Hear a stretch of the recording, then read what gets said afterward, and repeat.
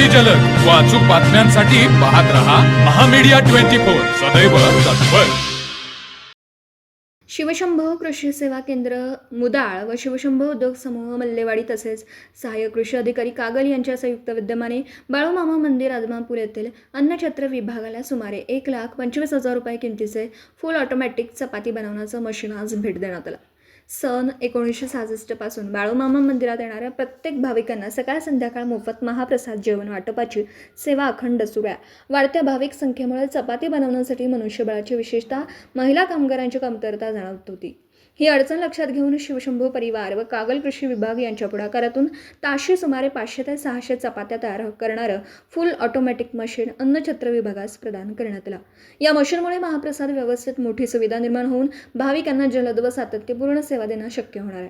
यावेळी मंदिराचे पुजारी हल्लाप्पा महाराज, सेवक प्रवीण पाटील, मंदिराचा विश्वस्त दिनकर कांबळे, दत्तात्रय तुकाराम पाटील, विकास पाटील, शिवशंभो कृषी सेवा केंद्राचे मालक वैभव निकम व स्वप्नील निकम त्यांचा परिवार तसेच संपूर्ण स्टाफ उपस्थित होता.